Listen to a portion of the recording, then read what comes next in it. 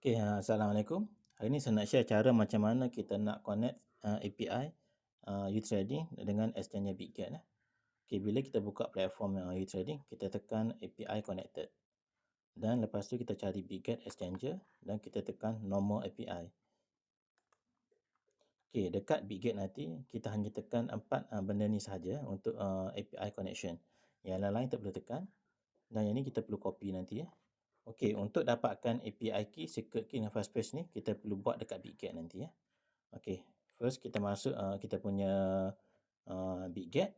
Ni adalah platform Bitget. Lepas masuk Bitget, tekan home dan tekan more. Lepas tekan more, kita cari tool tekan tool dan cari API key. Tekan API key ni. Okey, lepas tu kita tekan create new API. Tekan atas sekali automatically ni. Dan dekat sini dia letaklah nama UTrading ya. UTrading. Okey, fastpass ni letak password masing-masing. Sebagai contoh 014 608511. Ini contoh saja ya.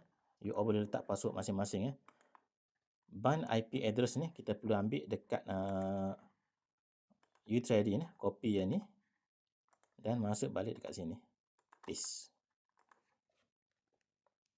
Okey, permission ni tekan read write, tekan future order, open interest, spot trading. 3 ni saja. Yang lain-lain tak perlu ya. Dan tekan confirm. Okey, ni kita perlu masuk password masuk email kita dan ada kod password dekat email.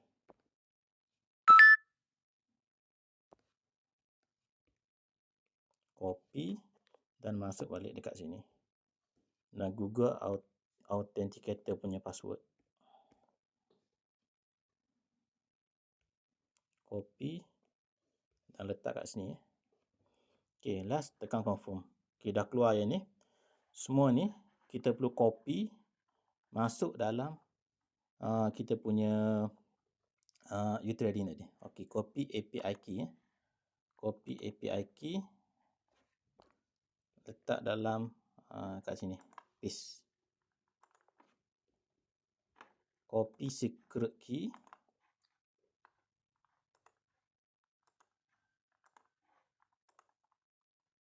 Paste dekat sini.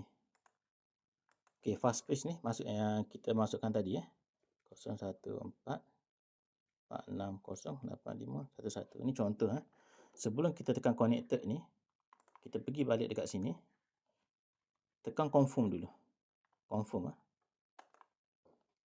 Okey, lepas tekan confirm, pergi balik dekat sini, baru kita tekan connected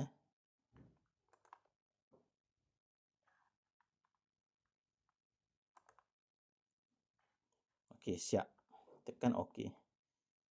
Sekarang kita punya robot sudah link API dengan Bitget.